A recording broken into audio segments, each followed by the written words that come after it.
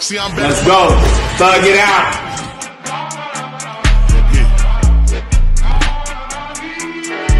See, I'm back on my bullshit.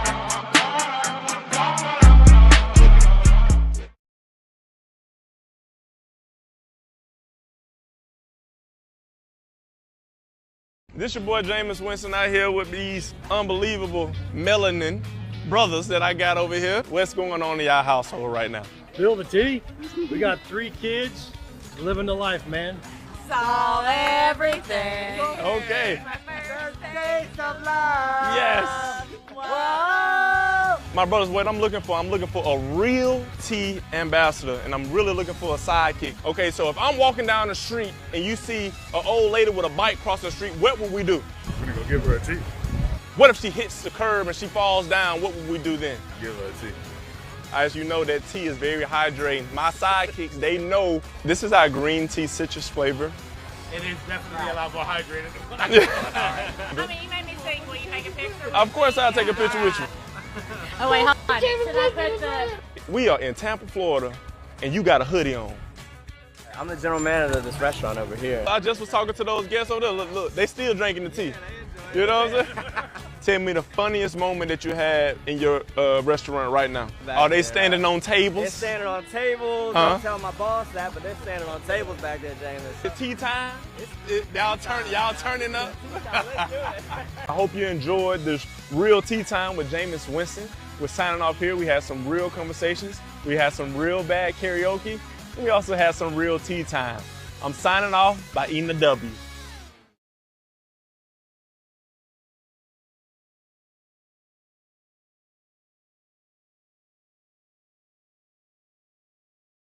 Man, we're finally here. 3 years in the making, we finally here. I didn't even know the major was. Like, man, we ran the city. You know what I mean? We ran the city. No, that's okay. Right. I mean, I was proud of it. We weren't close to make city. Nah. By the dean of high school basketball coaches. The dean. I ain't care nothing about Jack, though. Told the young lady, I said, he definitely married up. You're 27, is that correct? So it hurt because I'm human. Yeah, Right? rightfully so. But I'm gonna give you more to hate. Just stay tuned. You gonna get your first one tonight. Give me the rock. Right, we're gonna stop and get some chicken. Right. So we laugh about that. You ride with me, gonna get that chicken. Yeah. Did you ever heard that story that the scouts were coming? Came Came to see him. and saw Willie Mays. They'll come on Wednesday to catch me. The team they went to, we don't beat them 4 out of 5 times, so, maybe they'll help them out. Thompson is overtaking Hoop. There's no question that Thompson is taking over They got the best blacks, and they got the best whites.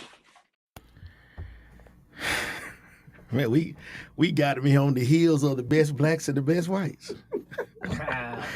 Hey, Mike. That gets every guest and us every time we hear. The Dean. Coach, you said they got the best blacks and the best whites. That's a hell of a combination, ain't it? Hey, if you look at professional football, Mm-hmm. you look at college football, Mm-hmm. you look at high school football, Mm-hmm. and if you just go across the board, the teams with the better players always what? Win. They win. Oh, yeah.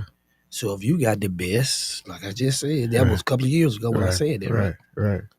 If you go to Thompson, who wins consistently, what they got? They got the best blacks and the best whites. Consistently. Well, Hoover was, Coach Prost was there. What they have? The best black and the best white. What they do? They won. They won. Bear Brown. What he had? Best blacks. But he didn't win until he got to what? Blacks. He was okay. He was USC came down here and he said, hey, I need a couple of I got to get a couple of them. Yeah. And when he got him some of them, what happened? He started with. Oh, rest my case. Birmingham. Y'all see it, man. We got the deed in here, man. And we got Mrs. Ford to come on in with it. Man, we're gonna talk some sports, but hey, Tom Jordan, you just said party with a purpose. This today, Mike, is a episode with a purpose. Mm-hmm. Yeah, I like that right there. Man, I've been checking this thing out, man. What we about to talk about is pretty impactful.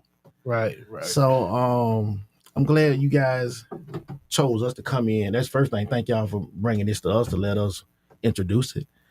Appreciate it. But I'm elated, man. I want to know more about this thing in Birmingham. The Mike appropriately named it Meet the Fords. So we got both in here that's going to tell us a little bit about mentality, correct, and heritage with her heritage. Should I say it like that? Heritage. Her. Sound like the folk from Tennessee. Her. You sound like Glorilla.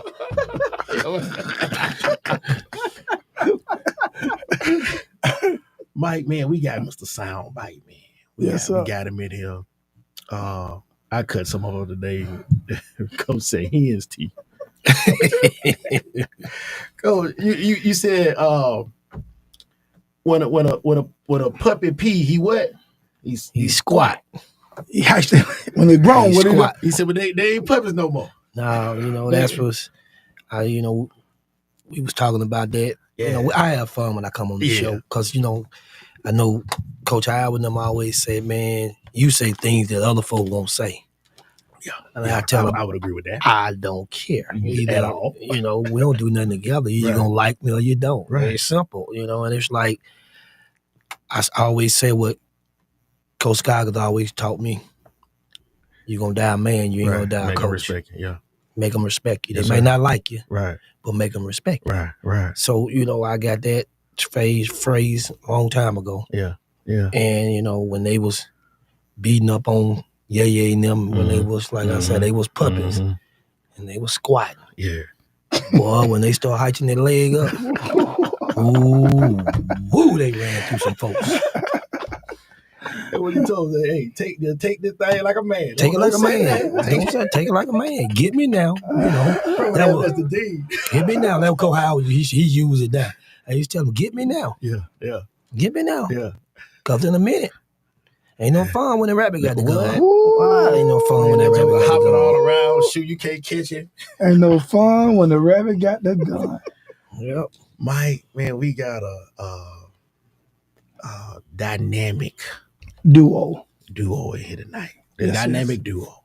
Husband and wife team come together to put some on to help. And I guess that's what I want to know, like, what brought y'all to that point of wanting to create mentality and heritage?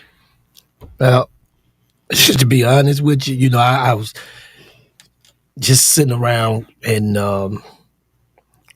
I can't take all the credit for it because I got a couple of people that's in the corner with me. But one of my homeboys, one of my dear friends, we call him Freddie Buck. Okay. His name Fred Burrell. Okay. Shout out Fred Burrell, Freddie Buck. It's my boy. He kind of like raised me in the hood. We got a drift track. He raised me. So we was sitting around one day, and he brought up the idea, hey man, do a father-son breakfast, but he was kind of low key with his. Right. And he said, man, your platform is way bigger than mine. You got a large platform. And I sat around and I thought about it and I prayed about it, man. Right. And I said, so I told one of my coaches buddies, a couple of them, and it was like, man, you do this every day. You've been doing this for kids all your life. You just never put it on paper. Right. Never put it on paper. So I called a couple of them and then we talked about it. I called her and then she started talking. But one thing I know about her, when she started getting that computer and that brain started rolling, boy, stuff just started flying. Yeah. Started flying out of there. Right. So she be trying to get me to talk and do this. I said, look, let me tell you something. I'm a lover, not a talker. I'm like James Brown said, this is a man's world. Right. But it wouldn't be never without a woman's touch. That's it. Yeah. So I just sit back. I tell all the time, I say, hey, I can get them in the building. Right. I can get them in the building. Right. But you got to do all this computer. You know I ain't fit to be doing all that. Right. So, man, we was sitting down, and then next thing I know, here's something pop up, mentality. I was like, whoa. Because you got the men.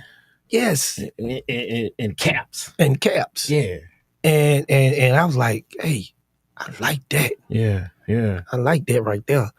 So I said, man, let's take that and run with it. Right. So then Takia, which is her daughter. Okay. And Miss Spates, I mean, they graphic, they down with it. Okay. So Miss Spates and Takia and Miss Chapman, all them got together, and we got together, and like in a little room, mentality was formed. Wow. It was formed, and then she came up with all the slogans, what it stood for, what we stood for and things. But me, personally, all the accolades and all that, I just thought about it like we was sitting around, man, and this is really how it conformed to me. And we had just went to Pinson Valley and played a basketball game this summer with the barber spot. With the barber spot. And man, I was driving the school van back.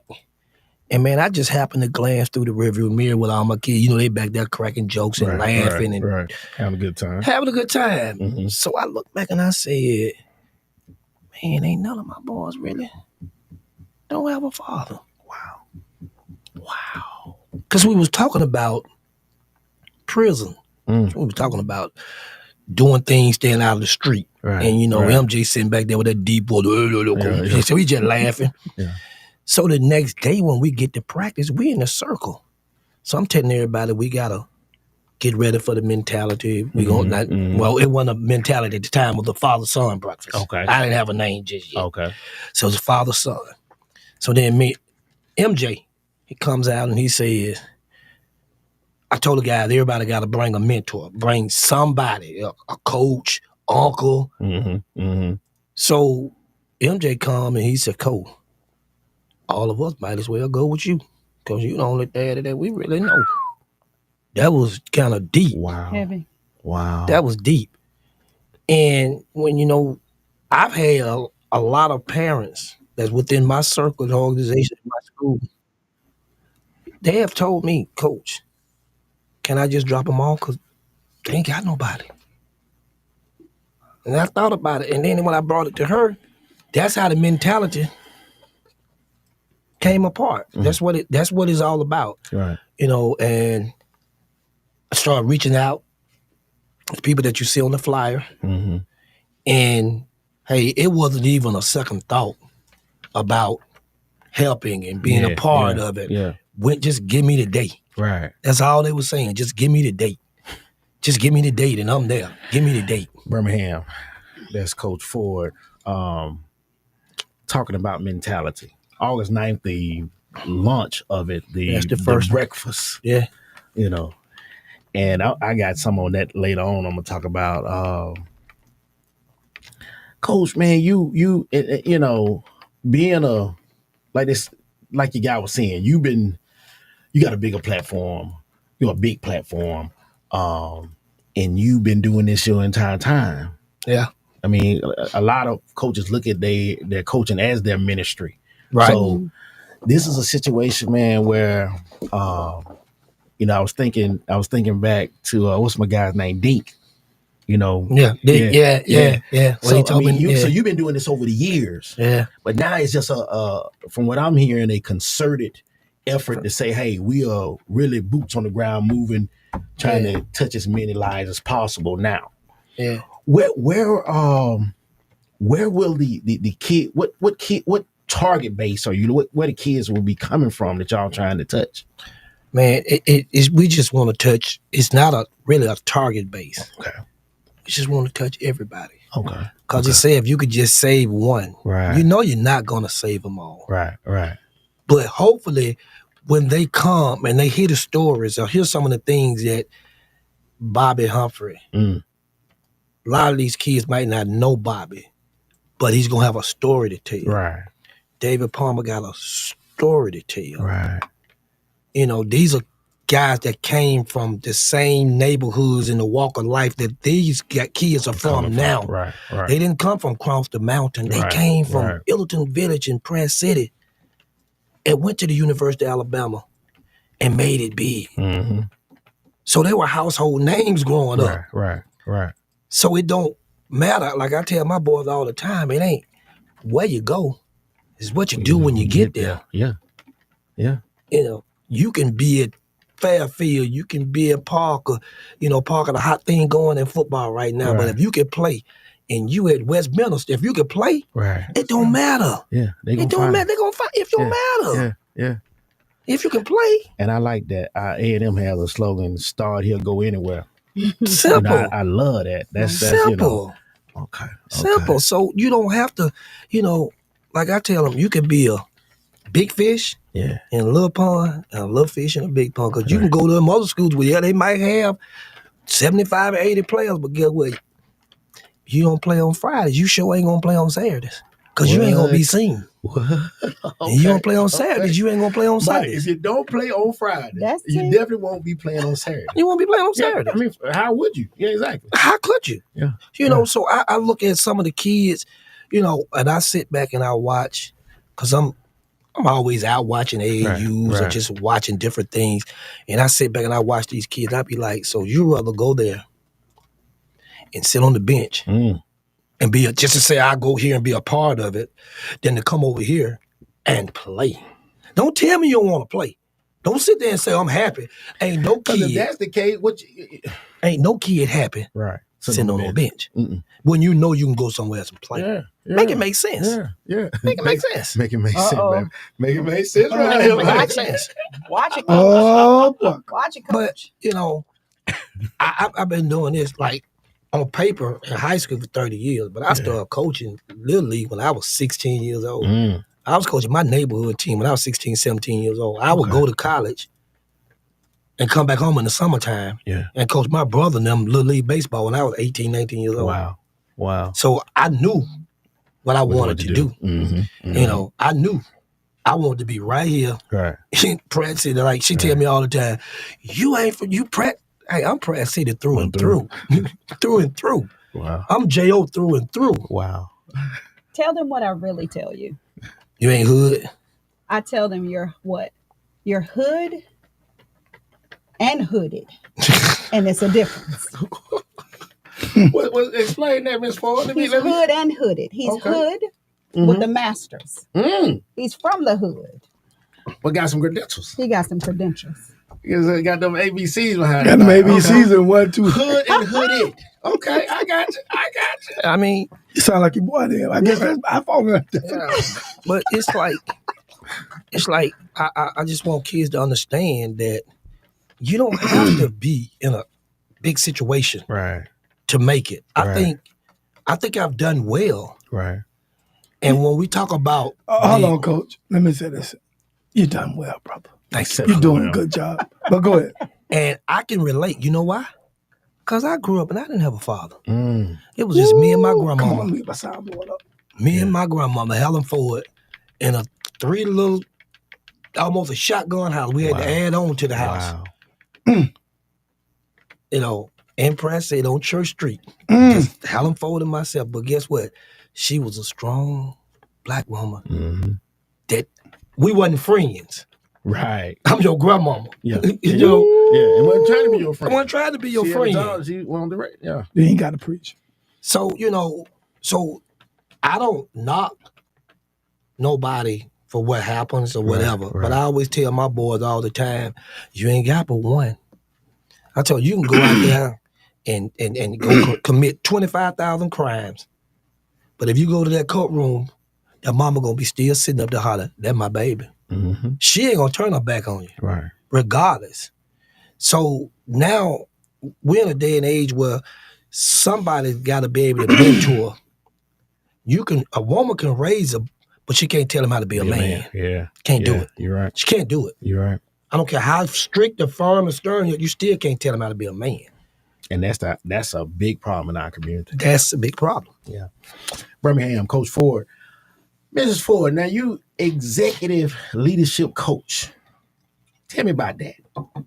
So professionally, I'm a registered nurse. Okay. One of the great things about working for Cahaba is that I happen to have a CEO who knows how to use the gifts that God has given you. He knows how to recognize them first, and then he knows how to use them. So one of the things that I do throughout our organization is I do a lot of coaching. I do a lot of training. Okay. I do a lot of just things like customer service and how do you have a crucial conversation, right? Which is a lot of what's happening and not happening with children, right? So if the only conflict resolution that you have came from, your mama, who gonna cuss you out, right? And she is gonna blow up or get angry, or your dad, or your uncles, your cousins. All you know to do is curse each other out.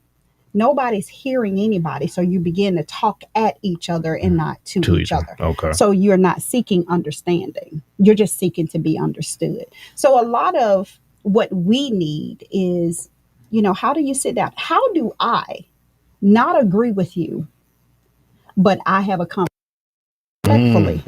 respectfully, where hands don't have to be thrown, where I don't have to go and say, I'm going to get a gun. Like, what do you do? Right? Because nobody is going outside nobody is saying, meet me outside. Right?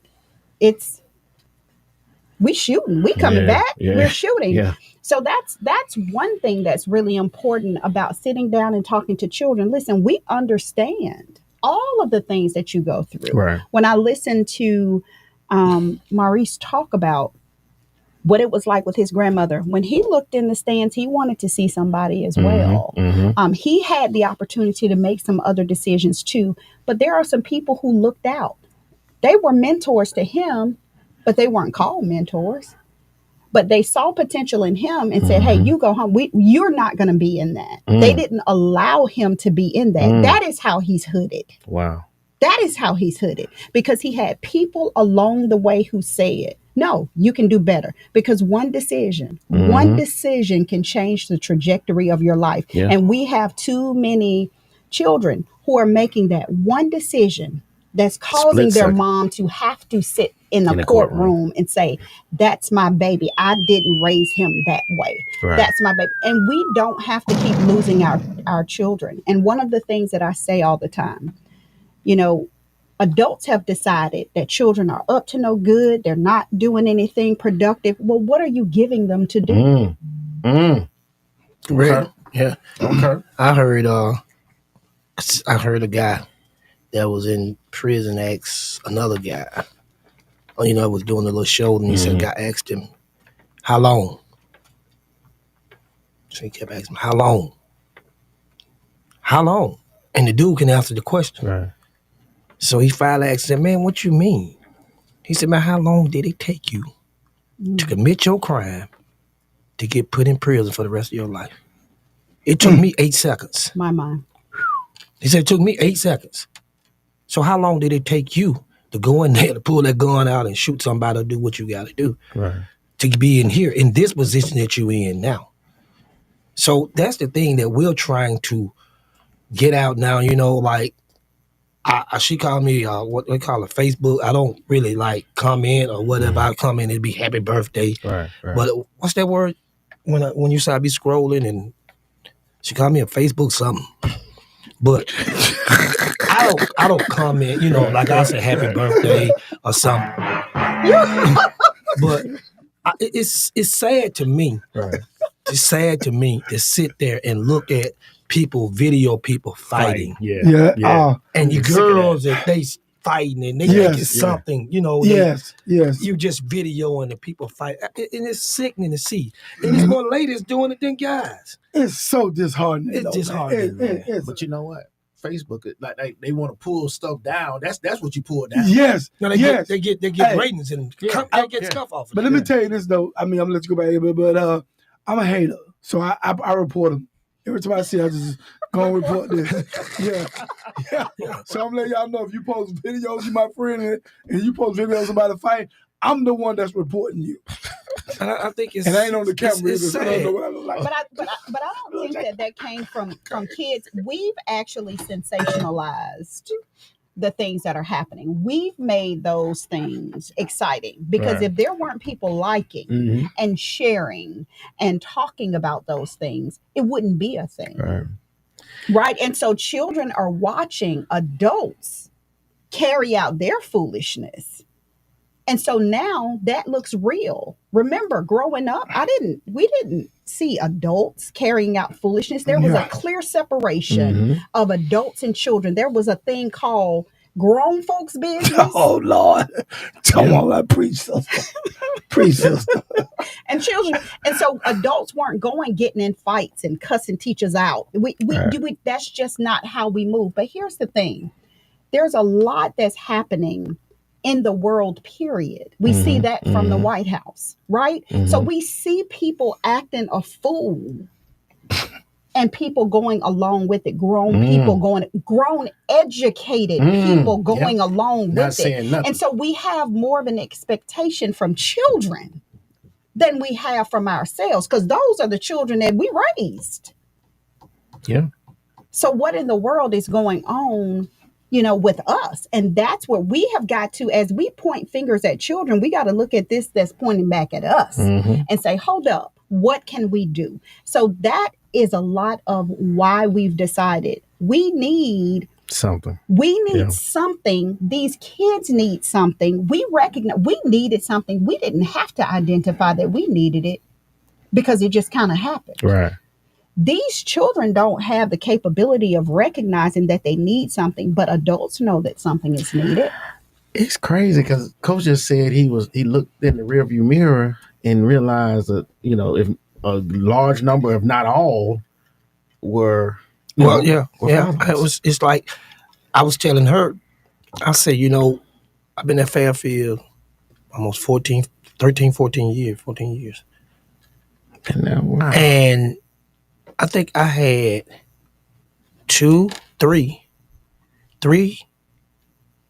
dads in the program that you've seen on a consistent basis, that was around. Right. I had one, Mr. Chapman, gotta call him out. Yeah. Hey man, this dude would do, we would be in practice. He's still involved. Yeah. We would be in practice. And you see this man rolling in with a cart where he done went and got donations from other people, other moms and stuff. Right. Well, these boys get nutrition bars and Powerade and water, and that for a coach, you like, wow. Only thing I can tell them, hey man, don't drink it all up in one day, because we weren't used to that. Right. My kids wasn't used to that. We didn't have nobody nutrition bars and stuff like that. We don't have that. But that guy, RJ daddy, D Will daddy, Yaya daddy would come to the game. But those were people that you saw on a regular basis. You would see Chapman at practice. I don't care where we played at. Right. He was there. Yeah. We be in Huntsville, wherever. But you know, and like my wife, she teaches over at Berry. She's over in the Hoover side. And she'll come home. Her complaint is too much parent involvement. You know, they it's too much. And then you know, I listen to some of my folks that work in Birmingham, whatever. It's too little, you know. Oh, it's still. Or when it is, it's something crazy, you know. But that should be the norm. Like what you seeing from Chapman, what you seeing from Mr. Williams, that should be the norm. Let me tell you, shout out to your wife. My daughter went to Berry. Shout out to your wife. We can, I mean, this is a topic for another show, another day, but we complain about PWIs. Mm-hmm. We complain about the very same things that we're not willing to do. My son played sports.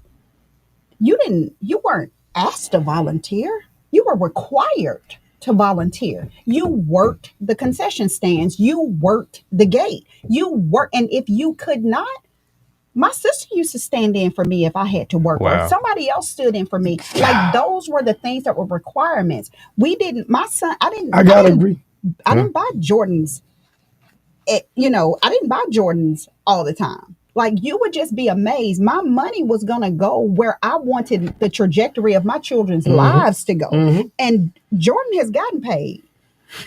I needed to make sure my children were on the right track to get where they needed to get. So I think it's a priority issue as well. Oh, yeah. We are willing to invest in things that really don't serve our children at all, but we want to invest that thing that is priceless, that thing that costs us nothing but time. So we've got to get better at not just looking at them saying that is better. Well, do y'all think that? Do you think the snowball it's a snowball is picking up snow as it go down the hill? Is this thing gotten too big? You know, like you said, we trying to save one, you know, or as many as we can, but we definitely, you know, because this is it's rough, it's crazy. It's, you know, it's like I told my kids this year, told my kids this summer, I know it's about time for me to leave. Because one problem I've never had, I never had a problem with kids coming to practice. 30 years, I ain't never have to make a phone call. Never have to call them and say, come to practice, come to workouts. Wow. So my thing, it ain't gonna change with me. Right. That ain't gonna change. Right. So rather than keep, like I said, pulling in teeth, I'll let somebody else do it. Right. Because I'm in the backside of the career now. Right. Because we're going to be disciplined. You're going to do what we're supposed to do. And at the end of the day, if you do what you're supposed to do, you're going to be successful. Right. God, that is, I'm not trying to, man, I'm listening to this whole conversation, man. God, that is so sad to hear what you're saying. I mean, because I understand exactly what you're saying, the realization of the conversation or what you're stating. But, man, to what Jay was just saying, has this thing gotten too big for us? And I would say to answer that question, in my opinion, I don't think it's gotten too big, but I think, man, parents, man, I think that's who we need to be talking to right now. So, parents, man, I mean, if we allow kids to do certain things, they're going to do certain things. No doubt. If we allow kids to not take practice serious and we don't instill in them the value of practice, the value of life in general, they're going to go and do some of the things that what we're seeing now. Right. You having to beg kids to come to practice, man. To me, go ahead, Jay. That's bad, man. Mentality. And you're starting with a breakfast. And breakfast is what? Is what meal of the day? It's my favorite meal of the day. It's the most important meal of the day. It's the most important meal of the day. But guess what else? It's the first. It's the first. It's the first. So it's apropos that your first event is a breakfast. It's a breakfast. Yeah. So we lunching this, and you got the kids. What do you guys hope to achieve with the breakfast? What's going to happen at the breakfast? Well, what we're trying to achieve is to build unity. Okay. We're trying to build unity and help the kids to understand that you are somebody. Yes. You're special. Yes. You don't have to do certain things. Right. Just because you don't go out, and if you look at it, some of the things that she put down there through sports, academics, because I don't care. I was talking to one of my friends, and he was talking about how we always try to push academics on kids. Push it on, push it on, push it on, push it on. Gotta go to college. Gotta go to college. Yeah. Every kid not gonna go to college. And if you go, every kid ain't gonna stay. Yeah. They leave school every day. Right. They leave college every day. Right. But my point is why I've been a big component of this. And I asked a couple of my cohorts, when we allowed them to take certain things out of the school system, everybody's not computer illiterate. Yeah. Somebody got to cut your hair. Yeah. Yeah. Somebody got to cut your hair. Yeah. Somebody got to do your nails. Yeah. Can't no computer work on that car out there. Right. Like we was outside, his tire's flat. Ain't no computer gonna walk out there and change that tire. Why are you talking about my tire? No, but I'm just saying. Yeah, that's right. Some of the things that we've taken out of the school system that our kids can do. Yeah. That we do. They go get their nails done. Who doing their nails? A nail tech. Asians. Yeah. They come across here and they take all their jobs. And why we can't teach our kids to be nail techs and help them to open up their own business as nail techs? Why we can't do that? Where we getting our hair products from? Point taken. You feel what I'm saying? I mean, hey, I sell wings, but it's more our Arab brothers and our hey. So, and they just throwing that. Oh Lord, but they cooking wings. But I ain't gonna say, hey, no disrespect to my other brothers, but y'all cooking some bad wings. I'm telling y'all. but they cooking them. Yeah, and we buy Yeah. That's amazing. And they get on that mic and they go ding dong, ding dong, dong, dong, dong, dong, dong. Why them be canceled? And then 5 minutes later, it come up. I mean, it's the truth. I'm telling the truth. But why our kids can't? Jesse, that's my reason. Why our kids can't open up their own business? Why they can't be entrepreneurs? And like you said, everybody's not going to college. Everybody ain't going to college. You build a house. You build a building. The first person on that site is a plumber. And them jokers made... Folks think plumbing just going cleaning out a toilet or something. No, or stopped up sink. They going in and putting the pipe. That's the first thing done. Yep. It's one of the most expensive part of a project. Yep. But we want, you gotta go to college. You gotta go to college. Yeah. You gotta go to, like, electric, all that stuff. But you go out there, you're gonna see our Hispanic brothers working on a house. Yep. And you're gonna see somebody in a pickup truck come out there that doesn't look like us. And they're overseeing the job. But another thing too, what I like to people to understand, you go around, and I want some of these parents to understand, everybody not going to the NFL. They just need to know the numbers. They need to know the numbers, man. I go. It's not even the percentage is crazy. I go and I watch, like, they play football at our field, and you go down there and you hear him. Oh, he didn't. He's 10 years old, man.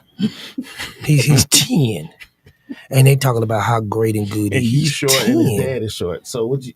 He's 10. He's 10. Now we're okay with them speaking life into the But child. let's not go to the extreme and say he going to you don't know what's going to happen in that kid's life in the next 5 years. Right. I sit there and I be watching. I was like, man, God, that's a nice attempt. How Miss Veronica? How? You tried. You gave it old college try. You get them come into jail, man, and they 5'7", 5'8", can't dribble. Skills are not that good. Right. I love the heart. Right. But let's just be realistic. Right. Let's work on high school right now. Yeah. And let's work on. Now, will this program take and advise. Yes, because I think they need to talk to somebody that been Bobby Humphrey. Yeah. Right. Talk to a David Palmer who's 5 feet 7 or 8. Yeah. But that was God gift to him at 5'7", 5'8" to do the things that he did on a football field. Exactly. That wasn't taught. Ain't no coach can sit there and say, I taught him. No, you didn't teach him that. Right. No. God blessed him with a bunch of God talent. blessed him with that talent. Yeah. Don't sit there and say you taught him nothing. Because I've been with him ever since he was 5 or 6 years old. And things he do, I was like, oh my God. Yeah. That's God. Yeah. Talk to a Smillerman or Danny Carr, who played basketball in high school, played basketball in college, but also realize, hey, I ain't finna go to the NBA. I got other avenues that I can go down. Right. Talk to Reggie Tillman. Tillman was a high school basketball coach. Now he's a senator, a state representative. Talk to these Tillman? I didn't know that. Let's talk to these type people that help the kids to understand that, hey, you might not make it to the pros, but you could go to school and be a productive citizen. Right. Absolutely. Right. I tell my kids, like, and my kids love to sit in there and talk to me because, I don't sugarcoat nothing to them. Right. I tell my kids all the time. I tell them, and she gets mad at me sometimes. He said, don't do this. Hey, this is what they need to hear. I tell them it's a story. Life is like a story. Right. It's a once upon a time. Right. And it can either be a happily ever after. When you read a story growing up, what did it say? Yeah. It said, once upon a time. Right. And that dash between the time you was born to the time you die. Right. Yes. What did you do? So it can be happily ever after. Yep. Or it ended in a tragic end. Right. So what did you do? So in between that once upon a time, what's gonna be? What is gonna be between that once upon a time, or can it be a happily ever after? Yeah. So that's what we're trying to, mentality and heritage. When we come up with that, well, no, let me put it like that. When she came up with that, because I ain't gonna take the credit for it. Right. When she came up with that, that was the goal for us to try to reach out. Because I'm not gonna coach basketball forever. Right. And I tell her, my goal is to get these 700 wins, try to win me another state championship, get in this Alabama High School Hall of Fame, and go around and help some kids in the neighborhood from around here. Right. And I want to be known for, hey, he helped somebody. Right. On his way. On the way. Yeah. I think you're already known for that though, Coach. But I hear what you're saying though. So I think too the formation. So when you think about mentality, we started mentality off with men. And for the most part, what we want to be able to do is to help to shift the mentality from the streets to success, to creating success and what your idea of success is. And so mentality is the acronym for mentality is motivating, empowering, and nurturing young men through athletics and leadership. And she came up with I would hit the acronym again. I'm still been stuck on the men part. Boys to men. Let me get y'all on camera. Hey, I think she took me too fast. I need to probably hit it again. Mentoring. I graduated from Miles. Go ahead. Watch yourself. Go ahead. So it's motivating, empowering, and nurturing. I like that nurture. Young men through athletics and leadership. Wow. That's what's up. What's up. Yeah, absolutely. Yeah, man. Let me do this up for you. Yeah. Oh, go ahead. Yeah. Do you know? Just got to do that for you. Just with that idea, when she sent it to me, I was like, "Whoa, this deep." Yeah. Do you know? Just we went, put it out, and in 2 days. So our goal was to get 150 people. I'd be skeptical. Are you gonna show up? What's gonna happen? Are they gonna come? Man, I went to Keith Mims. Had Sunday best. Yeah. So I went to Keith Sunday best. I was sitting in the back, and she sent it to me, and Takia sent me the link. So I just went to thumbing through it, intermission, just playing with it, sending it out. Boom, boom, boom, boom, boom, boom, boom, boom. Hadn't even put it on Facebook yet. Right. That was that Sunday night. That Monday morning, Tuesday morning, we put it on Facebook. We had to make a few, Yeah. Man, that Wednesday, you go on there now, you know what it's going to say? What? Event sold out. Wow. So I'm getting people calling me now. I told them after we leave here tonight, Right. we're going to put up about 10 more tickets. Because I had to send the caterer some extra money just to try to accommodate. Right. Yeah, because I would think it's a breakfast, but we want to be in the place to be. Hey, y'all can just walk right in. Yeah, we want to be in the prayer, man. I want to be, and I want to be used in some ways too, if possible too. You know what I'm saying? Because that's what I've done, for a long period of time is mentoring youth.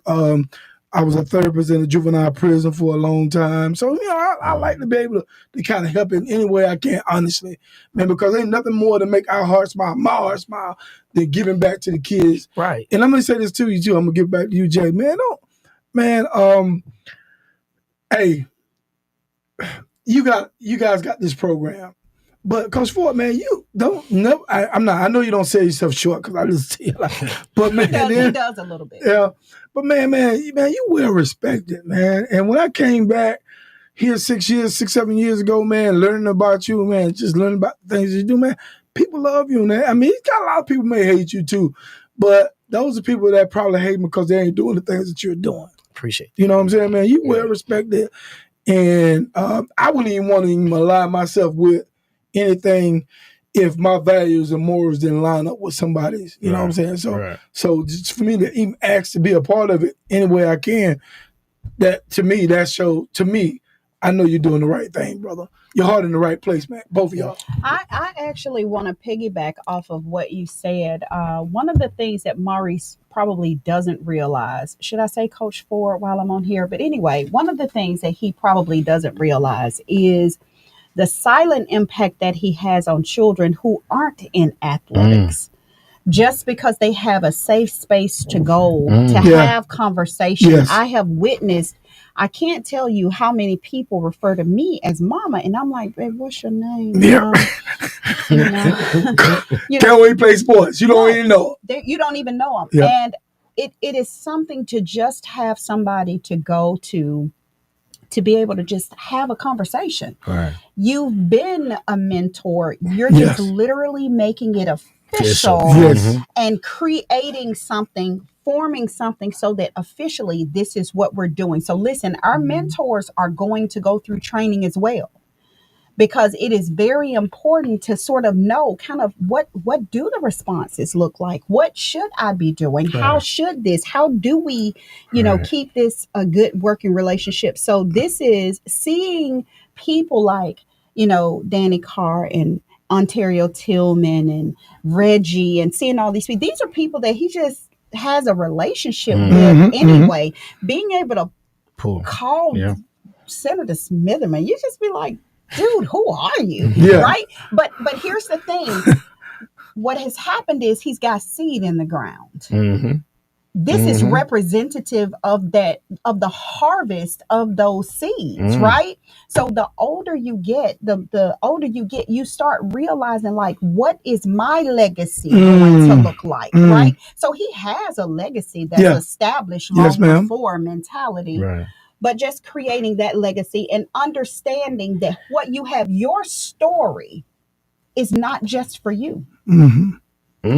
It absolutely is to help somebody else who couldn't see their way, who didn't have what you had, who didn't have the people lined up with you. So a part of what this is going to prove to be, I believe, to him, is going to be more of some of the same things that he's doing, but under a uniform process. Yes. So we're definitely excited. Yeah, I'm excited for you guys about the kids. And I'm excited that you guys want to do it. This work. It's still some work. It's still work. Yeah. And the fact that you close to retirement, you like, I still want to do something to help somebody. Because you got jokers, man. Yeah, can lay down, boy. Just shut it down. Can lay down. But the fact that you still want to work, still want to, like you said, put those seeds and keep putting some more seeds and let some stuff grow up. Yes. And I'm glad you said that. It's like Coach Howard, Coach Turner, Coach Barber, Coach Jones, Coach Chat. You know, when we started that thing with the heritage and the Martin Luther King, and you know, I tell them every time we meet, I said, man, you know, Coach McGarry, before he passed, I said, there was a dream of mine to have this in our neighborhood. This is us. Right. Heritage, we came up with the name Heritage. People don't know that the name Heritage came from when we talked about Coach Scoggins, Coach Cap Brown, Coach Alvin Moe just passed, Coach George Moe, you know, Eddie Coulter, JoJo Martin. These older cats, Gene Crittenden, these guys are older now. You know, I was just with Coach Carver, Coach Jeff, and Coach Mofra. We sit right beside each other, you know, and he was still telling stories. And he's 80-something years old. Wow. And we came up with the name Heritage because those coaches allowed us to be where we are now. They paved the way for us to be coaching at Parker, to be coaching at Ramsey, Jackson Ola. These coaches did that for us. So we came up with the name Heritage. That's Heritage. That's why we came up with that. So now I tell them all the time, don't let nobody come in here and take something from us that we build. See, we used to have the Heritage Classic. We used to have to ask people to play. Now we got Hayden, Homewood. These people calling me, hey, Coach, I know you got, last year, teams from all out in Troy. They calling us. Coach from Mobile, we was in Montgomery last week, coach out of Mobile. Coach, I know it's full, but can we get in the Heritage next year? I mean, just being honest. So we asked, these people now are calling us now to get in the tournament. So now that's something that we want to keep in it because we've established it. Martin Luther King, we've established that. You know, other schools have tried to duplicate that. Yeah, you know. Oh, we having a Martin Luther King tournament. It ain't nothing like the one at Fairfield on that Monday night. It's standing room only in there. And the matchups of the teams that we have, people want to see that. That's it. Yeah. They want to see that. So those are the things that we building. Like I just told a lady yesterday that I met, her son plays in Clanton down that way. And she was like, I want him to come up here and see this Martin Luther King and see this so he can see this side and see what it's like because my son is used to having everything he's ever asked for. I said, well, mine ain't. I don't think my kid not. See, that's the pressure. People don't understand. That's the pressure that we as kids, our kids put the pressure on our other kids. Because if you come to school and you don't have them Jordans on and everything, you ain't got an iPhone. Absolutely. They're talking about you. Yeah, like a dog. They're talking about you. They talked about me for a long time before I just started wearing these. But I still got the Android. They talk about me every day. Well, and you better keep that Android. But get what I tell them. You call me, I'm going to say hello. They still work. But then they get in the building and they got them high-tech phones that don't even work. I got the Android talking. Man, how your phone work? That's them high-tech phones y'all got. These trap, I can go get stuck in the woods and I'm going to call somebody. I'm coming up out of there because these gonna give me service. But it's just the things that our group is trying to put together and you know the passion that the coaches that's in our circle. You know the passion in that circle that we have for these kids, man. It's not about us. You know, we sit there, we jank each other. And now I'm at that age now where I'm on the way out. And, you know, I get to janking them, man, y'all ain't gonna never beat me. Y'all ain't gonna never catch up with these wins because I'm on my way out. So we was talking the other day and Coach Howard was like, man, I got 200 and some, 300 right at 2. I said, man, I'm trying to get them 7. I'm gonna make them put me in the Hall of Fame. Cole, what number you at now? I think I'm at like 645, something like that, 640 something, 630. Because see, they hadn't updated it since, if you look on there, they hadn't updated it since 2020. That was the last time. So we went to add them up. And I think I can say this, I know I can say this, Jamarie, which is Yeye, I think he's probably won more high school basketball games than probably any kid probably in the state level. I put that up against anybody besides the little kids, the little girls that play, that started ever since 7th grade. But as far as any male, I think he's probably won more basketball games than any high school player probably ever. Because he started playing varsity in 7th, 8th grade. Wow. And his last 3 years, we won 25, 30 plus games. So I know he got over 100 games that he's won. I mean, very many people can say they won over 95 to 100 high school basketball games. At all. And very many people say that. So that's why I know we're getting close to that 700. So that is my main goal. And all the coaches, when they talk, like last week, we down in there, man. And sometimes, like, if you know me, I don't brag a lot. I might talk drive at you, jank you, especially during the game. But it does me proud to see the younger coaches when I'm in Montgomery as a coaching, and they walking up to me. What up? What's up, legend? What's up?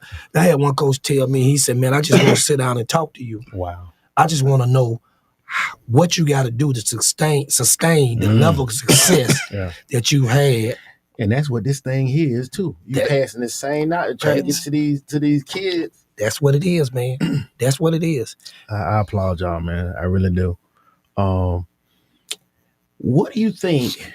What do you think is the secret for you in the school that, like you said, you got kids that want to come up and talk to you? What do you think that kid is seeing in you that says, I want to go in and confide in him or ask him this or tell him this? You know what? Because I'm the same with them every day. Regardless, we can have a knockdown, drag out fight at the house or whatever. She could be mad at me and then told me to get out the house and go to work. I don't take that to school. When I get to school, I'm laughing and joking with them every single day, regardless if they play basketball or not. It don't matter. I'm the same with every kid every day. I was playing the Connect Four with a girl, and she was new. You know, you get that new, you don't know nobody. So I'm playing Connect Four, Uno with her, and she said, Coach, I never would have thought you had noticed me. I said, I look in the corner over there at you, and I know how it feels to be ostracized by yourself because you don't know nobody. And from that day on, that girl come in, hey, coach, I want to keep your book, coach. Can I travel with the team? Yeah. So I'm the same with them every day. Each and every day, I'm the same with them, the girls or the boys. And I'm going to talk to them life lessons. Every day. We had one kid, I won't call his name, but every day, he come by the gym. Where you supposed to be? I just come sit with you. I said, man, you got to go to class, man. And he'll go to class 10 minutes later. He back at the gym. I said, how you keep getting out? I don't know. I just told him come sit with you. And now I got to the point when he get cut up, get what the teacher said. Come get it for Coach Ford, man. Just go down on Coach Ford. I take one boy, and she told me I take him up the steps, and you know I'm giving him the blues all the way up the steps. She gets up there to her. He want to play football. He take a physical. She telling me, don't talk to him like that. Don't do him like that. When he leave out the office, guess what she tell me? Don't you bring him back up here no more. Don't you bring him back up here no more. He done ran us crazy up here. I said, you know why? Because he's seeking that attention that he ain't getting. He want that attention.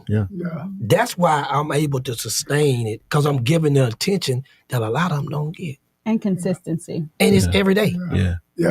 And that's, I hear it. They say they don't want to know what you know until they know that you care. Hey, man, you think about it. I've been doing it 30 years. This day, tomorrow start off with me 30. I ain't never had, I had problems before, don't get me wrong. But I've never been in a situation where I get up and say, man, I don't want to go up there no more. Never, from Parker to J.O. Johnson to now. Because I've always put myself in that situation, whereas I've never thought I was better than them. I never thought I was beneath them. I'm on the same level. I came from the same hood y'all come from. That's the second time we had him. Well, we didn't have you on the show many times, but that's the second time I heard you say this on the show. Yeah. He's consistent. That's for sure. So I'm from the same hood. Like they be talking about they represent, the boy that Fairfield. We from the field. Man, I'm from Press City. I ain't scared of you. I'm from Drip Track. What that mean? What that mean? Man, Coach, you think you tough? No, I'm not. I'm smart. I said, because guess what? I ain't never said I was the most educated person in the world, but I put this before you. If you say you got street sense, well, you take that street sense and put it in the classroom with that book sense, man, you'll be a smart individual. Yeah. I ain't telling you how to get it, but if you say you can run them streets and know how to duck and dodge, well, you should be able to do the same thing in the classroom. Yeah, exactly. Apply that same knowledge in the classroom. Because, when we was in school, we had to pick the book up and read it. Yeah. Computers now, I mean. Yeah, they got AI computers and everything. Man, come on, it'll read it to you. I don't even understand how they flunk it. But I'm sorry. Still trying to figure it out. Man, I wish I had half of the two there. They'll think I was a scholar, a Rhodes Scholar. Coach, who are some of that? You mentioned some of the names. Who's going to be speaking at the breakfast? Tell us about that. So, she and Takia is still working on the program. Okay. My other daughter, Mondra, and they working on the program. Okay. So we got Senator Smitherman. Okay. And and I think our program is going to be a little bit different. Okay. Mm-hmm. It's going to be the platform. The platform. The platform is going to be a little bit different. It's going to be more of a panel discussion than just people talking. One of the things that we want to happen, we want to hear from the kids. We want them engaged. We want to know what they want, what they need, and what they. It's like somebody coming into your home, deciding what you need ahead of time. Yeah, we really want to hear from them. Absolutely. So during the breakfast, a lot of what's going to be happening is interaction as well. Then these kids, where will they be coming from? All over. They'll be coming from all over. But here's the thing. Fairfield is sort of a low-key target because he will have like a little cohort, and that will be at Fairfield. But when we have certain events, it's just going to be, we're going to invite all of the kids, anybody who wants to come, they're going to be able to come. The goal is really pairing them, making sure that they've got somebody that they can call to say, hey, I need to make this decision. Right. Can you help me? I'm going through this. Can you kind of talk me through it? And helping them to know what it looks like to have somebody who's there for them and in their corner. Because as Maurice said, like a lot of what he knows and what he does, you often hear him quote his mentors. You often hear him quote that. Even a person on the street, when they see potential in somebody, they'll push you toward that potential. They'll keep you out of trouble. So a lot of it is these kids being able to come to a place. We're going to do things like fireside chats and to kind of let them sit down and have conversation with each other, because who better to have the conversation with than with each other? Right. And what you start to learn is I'm not different. I'm not by myself. I'm not isolated. It's other people that's going through these things as well. And then having somebody there to guide them through that. So the plan is to have just kind of throughout to have people coming in, talking to them. What areas are they an expert in? But for the breakfast, now, if you know anything about, our wedding, you know that he will over invite. So listen, he'll have everybody in the city pulling up at the Civic Center. Yes. I don't try to turn nobody away. Yes, he will. So I mean, we got I know our goal was 150. Turn them away. Yeah. Our goal was 150, and like just yesterday, I had a lady call me. I remember my old eggs and bacon. See, she said, "Can I get 5 more tickets? I need 5 more tickets. I got 5 more kids I need to bring in." I just want to know what you told her. I said, when I come off the podcast, I'll tell you, open it up, and we'll. I just don't want nobody to miss out. Right. Because my thing is that. Like a couple of things. I got Senator Smitherman was like, I just want to say one thing to the kids about how to go home, how to leave home and come back. We got Danny sitting here. We got Danny sitting there, which is the DA. So, they might pick it back off of that. Right. I got Mr. White, Caleb's dad. Okay. He's going to have a message for the dads. Hopefully, he's agreed the loss of a child. Right. Wow. So we're trying to reach every avenue about what we're trying to do, what we're trying to accomplish. And it's just the first. Right. This is a you gotta start somewhere. Yeah. Yeah, I agree. So we're starting here, and this is a crazy thing about it, man. The day we met, because Keith Mill's gonna moderate. Okay. He's gonna be the moderator. So the day that we met to go up to the Civic Center to look at the platform, and I have people that's gonna decorate and the caterer and all that. The first thing one of the ladies asked me, "Are y'all gonna do something for girls?" They need it worse than the boys. And every day since then, people are asking me, "Well, when y'all gonna do it with the girls?" Wow. So I had called a coach, and another coach said, "Hey man, I know we read about your stuff, but I had one of my female coaches ask me, hey, Coach Ford gonna let girls come to this?"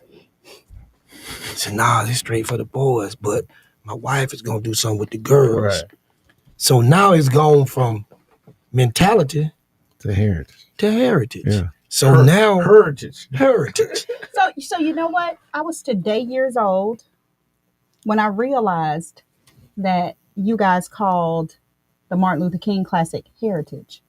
I've seen it, but it didn't click until today. Sorry. Little blonde moment. My bad. And that's Don't do me bad. so that's just the thing is that, you know, when you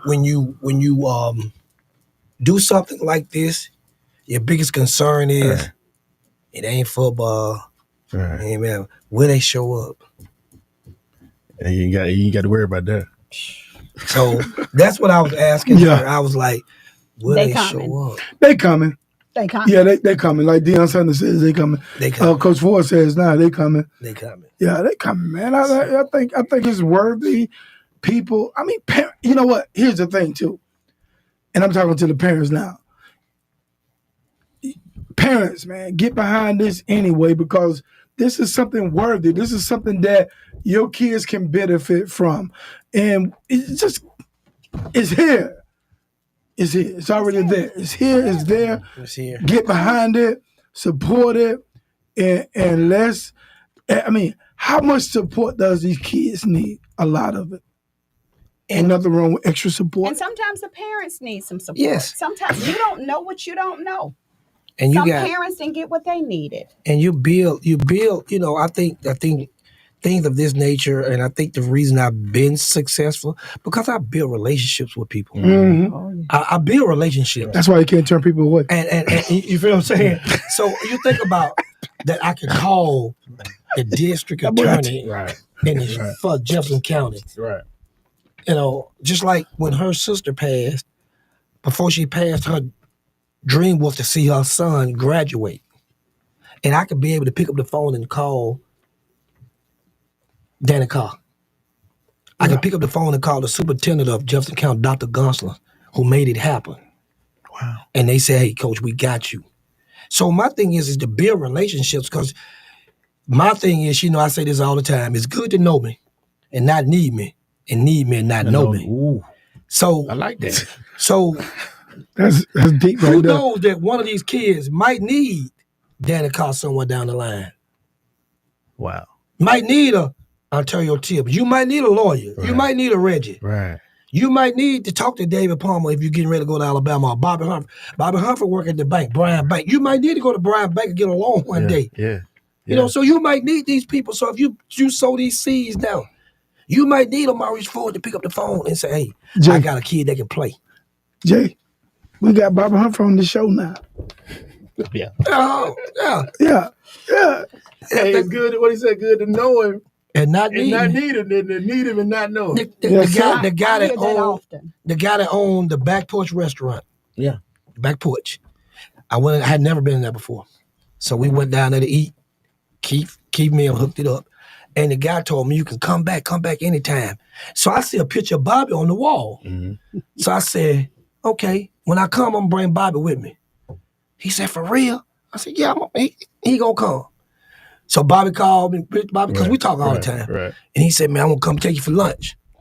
Where you want? I said, man, I told the guy at the Back Porch I was gonna take you. Come down there. So we go down there. He in the back. He come out. man, you said you was gonna bring Bobby Humphrey. I said, man, he sit down there and he ate and he talked. Man, coach, bring him back. Right. I said, I'm gonna bring David Palmer the next time. Man, ooh, coach, yeah, coach. Because I'm a diehard Alabama fan. Wow. But it's just built about relationships. That's what's up. When you can make a kid dream. I made that man dream come true because he would have never met Bobby. Yeah. Right. You know. So Bobby now, my guy too. Yeah. Yeah. So that's what I'm thinking. That's what we're hoping that somewhere down the line that we can touch somebody. Somebody might be able to one day call Mr. White and talk to him. Yeah. May need to talk, yeah. You might need to talk to Mr. White. Right. Somebody might need to talk to Danny. Right. Hey, you might need some legal advice from Danny one day. Hey, man, I was at the breakfast with Coach Ford, and Coach Ford told me to call you. Because Danny tell him all the time, if you need me, call me. Right. You might need Senator Smitherman. Right. Right. You might need him. I had a question, can anyone attend? But I hear that it is pretty much sold out. So that kind of answers that question there. Especially if you ask me for Veronica. It was sold out 2 years ago. Okay. Now, you know, be me, I'll be like, come on. I'll be like, come on. Maurice here, like, man. come on. Come on. Hey, here. Maurice Come on. like, hey, we Find got somewhere. Maurice like, we got a hatchback, but you can get in the hatch. Find somewhere. Now, how can they reach out if they want to help, they want to mentor, they want to donate, they want to support, great assist, question, whatever? How can they get involved? So, so they actually can get involved. They can reach out to either one of us. Mm-hmm. For now, definitely they can reach out to us on Facebook. Either one of us, Veronica Wilkins Ford or Maurice Ford. There are some things that we're going to set up. I don't even think we were prepared for the amount of response that we've been getting. However, so this is surprised y'all that just the support. I mean, it's been overwhelming. It's been overwhelming. Like I say, yesterday morning at 9:00 yesterday morning, I had a lady call me and say, "Can I get 5 more tickets? Wow. I need 5 tickets, coach. Please make it happen. I need the kids to be in there. I need them to see this." Because if you sit around and Dr. Perry used to say this all the time at Fairfield, the kids that we serve. If I sit around and look at the kids that I serve at Fairfield, boys and girls, hey man, they need it. They need it. We just and the thing that bothers me so is that, as y'all said earlier, oh man, he ain't gonna do nothing. He ain't about nothing. He gonna go out there and get in trouble. Well, what are you doing to stop it from getting in trouble? Yeah. Don't hate on me because I'm doing. You had the same opportunity to do it. Right. But God has blessed me to be able to put some out there and people flock to it. Because guess what? I ain't never did nothing wrong to a kid. Right. Not willingly. Right. Not knowingly. Now you might hate me because I didn't put you in the game, but you can't say I mistreated you. Right. And I always tell them I play to win, I don't play to please. You play to please, you play to lose. Right. So can't get no state championship playing to please. No. So I've been fortunate. Both feet right into it. I'll tell you a heartbeat. Take them home. Get your 4 more stars your own team. Then you coach it the way you want to coach it. But you won't play on Tuesdays and Fridays, though. Get your 4 more. Get your 4 more stars your own team. But you won't play on Tuesdays and Fridays. Right. So you can't tell me, because I've never came on your job and told you what to do.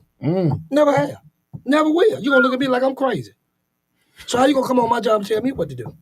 And like you said, you play to win. I play to win. So if I lose, kids, they're going to win. When we lose, it's my fault. Yeah. And then what get me is, I sit there, you thumb through Facebook, and you see the comments that be, man, I know you ain't never played that. You remember? I seen you. I know you never played that. Right. So I know you can't coach. Because one time I looked at the sideline, I ain't never seen you on the sideline. I ain't never looked down there and saw you. But it's easy to sit up in the stand and tell me what I should do. Right. It's easy. That ain't hard. That's not hard to sit there and tell me what I should do.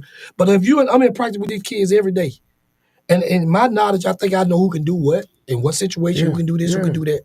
But when you sit there and criticize a kid, when you sit there and I see all the accolades, but when you sit there and you criticize a kid, You don't know what that little 15, 16-year-old kid has done on. You don't know. He might have even ate, the boy might not have ate in 2 days. Wow.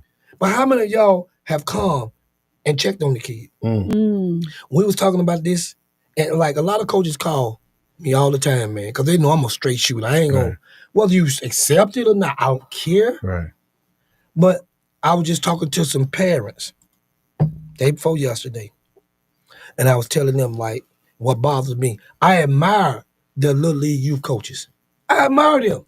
Right. I really do, because it's their time and their effort, and they don't get paid a dime. You're right. But guess what I also despise about them? What? You coach that kid August, September, October, one season over with, you don't see him no more the next football season. It's true. That's my boy. That's my player. That's my player. He's 10 years old, and your mama's struggling, but that's your player. But then, you ain't went to the school and checked on him. I ain't talking about go buy him no shoes. I don't worry about that. Right. But if you notice, most of the things that she and I talk about is teenagers' suicide. Teenage suicides. Because there's so much pressure. Yes. There's so much pressure on these kids. Yes. You have a lot of kids, the first thing they say, you ask them, man, why you doing this, man, Coach? I don't know nothing else to do, man. My mama, I gotta help my mama. I gotta help my mama. Wow. And you know what? Why they respect me so? All I tell them, man, just be careful. Because I don't know your home life situation. Right. I don't know your home life. Right. But you, just because he run a touchdown, what about that kid that's standing on the sideline that don't get in? Right. Y'all don't show no interest in him. Right. But that boy that can run that touchdown, oh, he bad, my boy, he bad. Yeah. But you say you helping the kids. So just don't show up for them during football season. Don't show up for them during AAU basketball season. I used to tell my boys this all the time at Parker. Okay, he called you. As soon as our basketball season over, right before in January come, they called. See, they stopped calling me. Hey, man, don't call me. I'm trying to win a state championship. And you call me about some AAU basketball. Man, I don't care about no AAU basketball. Right. If I'm my face with that. Right. But I asked him, how many times they call you and ask you, how you doing in the classroom, man? What's going on at your house? How you feeling today? Coach, they don't. I said, I want y'all to take heed of that. Right. Take heed of that. Right. But now when January comes, your phone gonna start blowing up because they won't know who you're gonna play with. Yeah, it's getting time. Just exploiting that talent. They won't know who you're gonna play with. You know, it's more to it than riding the kid around, buying him a pair of shoes, or paying his fees. How about talking to that boy and see where he at? When last time you sit down and just talk to one? She see me walk around the track talking to him all the time when they ain't even football player, basketball player. I'll be walking around the track. I have one that I talk to every day. And I let him talk to one of my friends that had been to prison. I gave him the phone, talk to him. Yeah. Why you doing this, man? My mom, I just need a lick, coach. I need a lick. This is a high school kid talking like this. I had to try to get me a lick. I had to try to rob him, get a lick, man. I need it. That's sad. I'm walking around the track. I got her on the phone. I call her on the phone. Hey, listen to this. But they don't see the side when I pick them up and take them to church. They don't see the side when I have had kids that hadn't been to church that joined my church. Even if they don't come back. Got baptized. Got baptized. Even if they don't come back. At least they know I did what I was supposed to do. I got them in there. And they can say, I've been baptized. Wow. Right. But they don't see that part. All they see is me jumping up and down on the sideline. Man, that man crazy. But what did RJ tell you? It's more to him than basketball. Is it? RJ told you that. It's more to him than basketball. Yeah. And I think that that's always been my goal. It was for people to see beyond that ball. Yeah. Because I'm the person who gets to witness what happens behind the scenes. And I'm sure other people have. But the best part about Maurice Ford is not coaching. Wow. The best parts about Maurice is who he has chosen to be to children. And that to me is a bigger deal. It's a big deal when kids are calling you on a Sunday morning saying, Coach, can you come pick me up? Wow. To take me to church. And he's saying we would drive separate cars in order for him to go pick kids up to bring them to church. That for me, that's kingdom business. That's a kingdom minded person as well. So it is beyond. And I've heard people, I remember when I first got with Coach and people were like, oh, he's only concerned about if you playing basketball. He's only concerned. He doesn't care about kids if you're not playing. And in my head, I want to go back to him and say, you're a liar. Right. Like you're a big liar, because I've seen that. There's a kid who you couldn't even get baptized because your wounds weren't healed from where you got shot. He played basketball, but he was going to pick him up. Wow. You know what I'm saying? Pulling clothes together. Hey, I noticed this kid. Veronica, I noticed, this kid at school, it seems like they don't have a coat. You can't tell me because a giver gonna give, So let's go to the store. How many coats we need? What do we need to do? But like, those are the things that go unnoticed, that go unseen. The mamas who call and say, I can't do nothing with him, Coach. Right. Now, speaking of a parent, man, D. Will dad said, man, me and D. Will is going to miss you, Coach Ford. I thank him for everything he has done for D. Will. D. Will's dad he's just one of a genuine, kind. man. He's one of a kind. He genuine. Great kid. He one of them. And great parent. We had the opportunity to have him in the show and meet him. He is one, and he played football, but he's one of them dads that you want in your program. He's never one of them dads that's going to come in and say, why my boy ain't playing? Yeah. Why my boy ain't doing this here? Yeah. Coach, put his butt on the bench. Yeah. He ain't doing it. He never was one of those dads that's going to be like, man, I can't stand that nigga. He don't let my boy play. Yeah. But he understand that D. Will going off to school, he won't be here because they're going off to school. Yeah. And I never promised his dad, hey, we ain't going to Alabama. I just said, I'm going to get him in school somewhere. Yeah. And I saw Coach say, hey, they little, but they can play. Yeah. Him and Jeff going together. Yeah. Where they going? They going to Arkansas Consonant, Junior College of Arkansas. Yeah. Because guess what? The junior college and stuff in Alabama don't want to recruit them. Yeah. Don't bother me. Yeah. We're still going to get them in school somewhere. Yeah. But see, get what? You got to cross that line something because you're about to come back to me again. Yeah. Yeah. Okay? Yeah. Remember that? Yeah. But these kids are going to play. And when you got parents in your program like that you can call on and you ain't got to worry about them cutting your back out. Absolutely. Hey, man, it means a lot. So I'm going to miss them too. Yeah. I know he's going to be at practice. He's going to work hard every day. And his dad was one of those. Yeah. So that's what this mentality is all about. They teach the kids, it ain't where you go. It's what you do to get it. Yeah. Because it's room. And then how you start is how you finish. There you go. Because it's a difference between that pay line and that free line. Yeah. But when you going to do what you're supposed to do, because it's books. That's another bomb. Yeah. It's books. We already get. So you going to school. We get a lot of them from him. So you can be a productive. We got some from you too, though. But that's what we're trying to, in mentality and heritage, is trying to get the kids to understand, hey, man, it ain't all about what we hear. And the rap songs, when they calling the girl B's and H's. Jesus. It ain't all about that. Right. And they know I really don't, they know it's one rap that I listen to it, and I listen to Lil Boost, and they play that song over and over again, what I did on the thing. And I did that because the hate that was going on the whole year about me and my kids. What the one that was like, check them off. Check. But it was just the hate that when you hate on kids, I don't care about you hating on me. I can take it. Right. But to hate on 15, 16, 17-year-old kids telling me, oh, when they get there with you, they're going to do this here. And no, they're not. They did that with you. They're not going to do that with me. Right. Oh, he let them do what they want to do. That's a lie.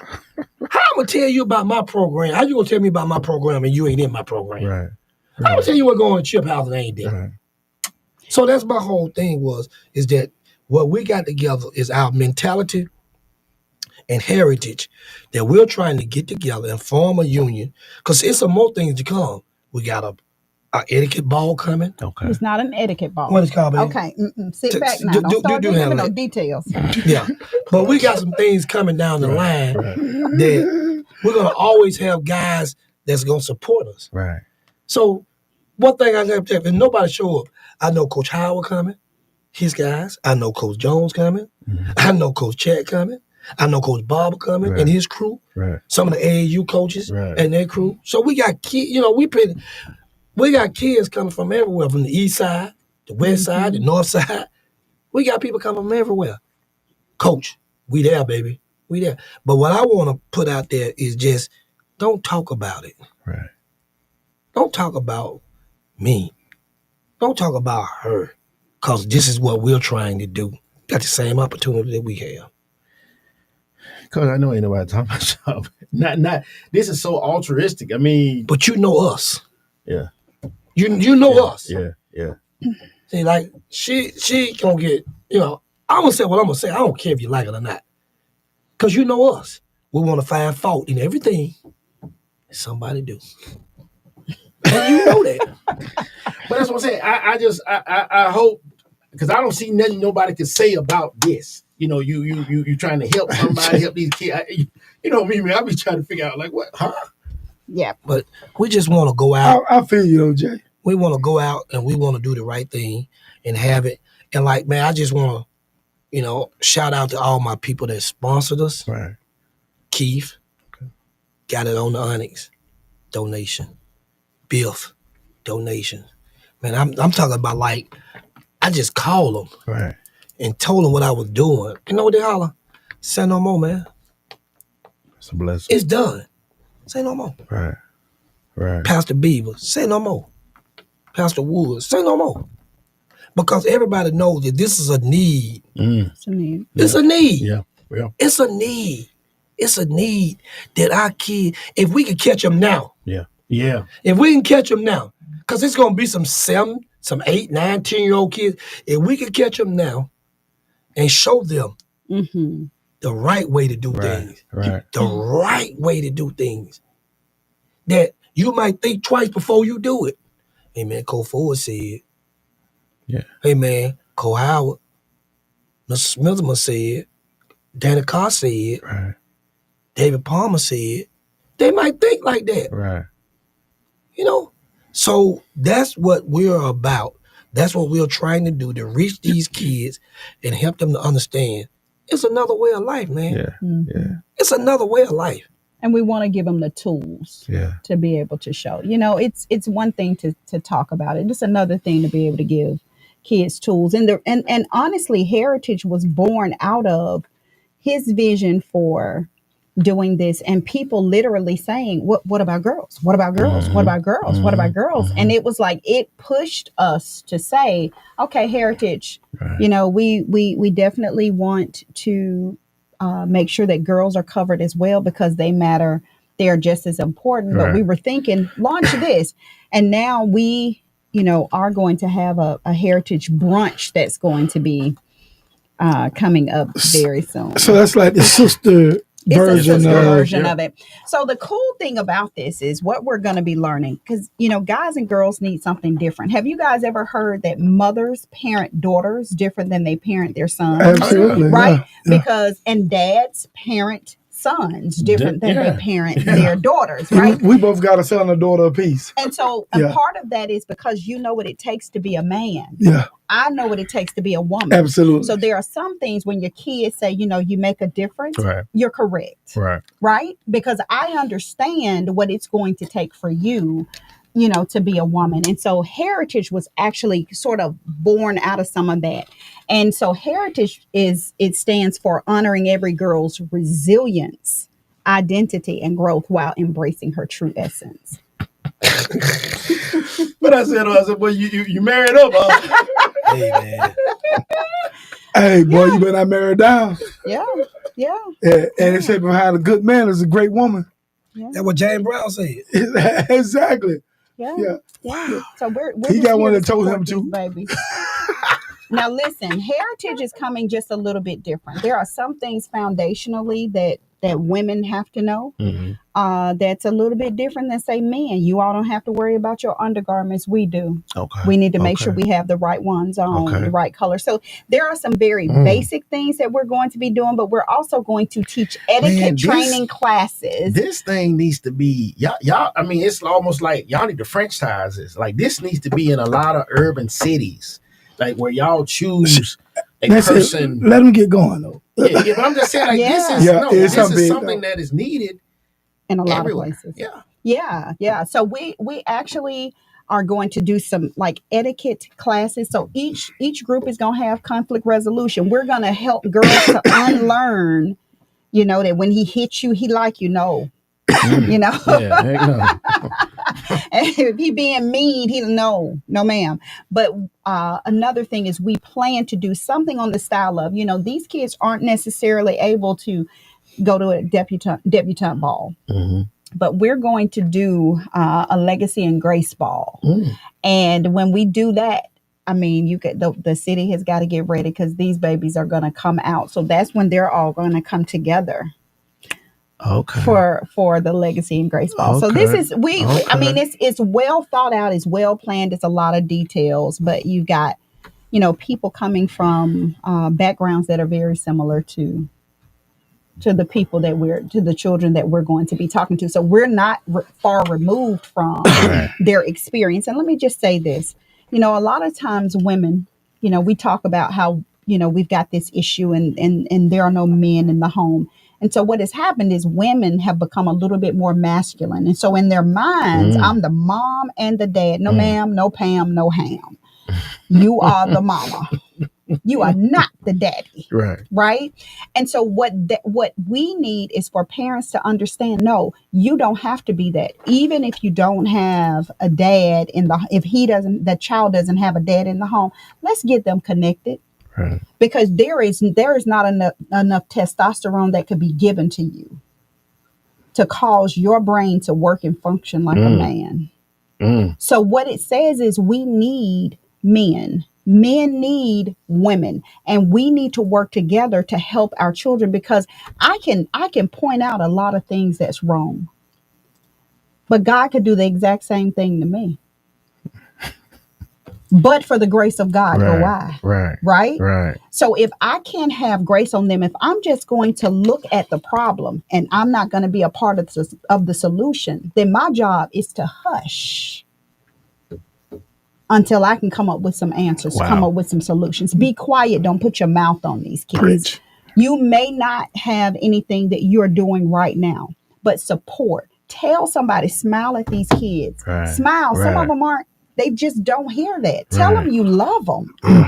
Imagine the amount of kids, they're not getting hugs, which is a necessary part of life. They're not getting hugs. They're not getting I love yous. Nobody's telling them they're beautiful until somebody's trying to get in their drawers. And it's like she was saying that. Both between the two, they got a lot of mic drops on G. And it's one of them things that I had to teach, going back to kids when I pick up in the morning time for school. DD Boom, MJ, them. They know they can't get in my car without saying good morning. But nobody's ever taught them. Basic. So I'll tell you how it rubs off.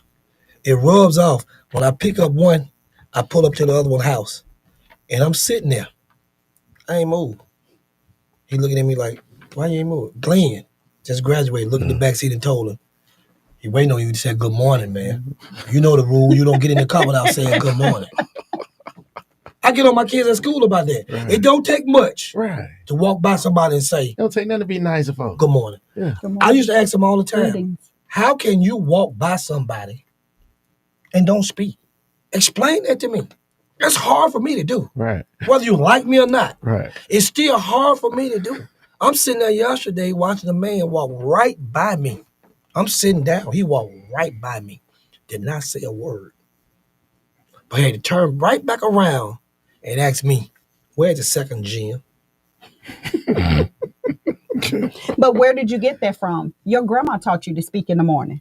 Told me. I couldn't walk by Miss Josephine. I could not walk by Miss Josephine's house. And if I walk by Miss Josephine's house was it JoJo Martin mama.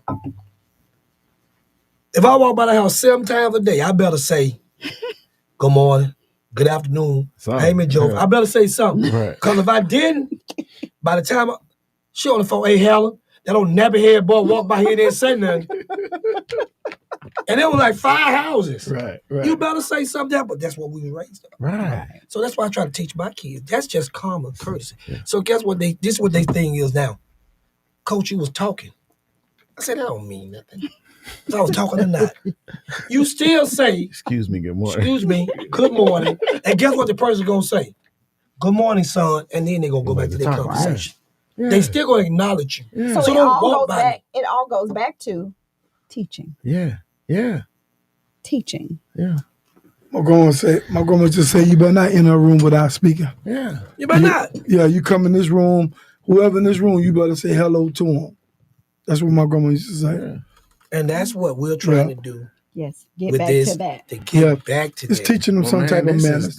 Hey, I'm excited to just see what unfolds. Yeah. Absolutely. Absolutely.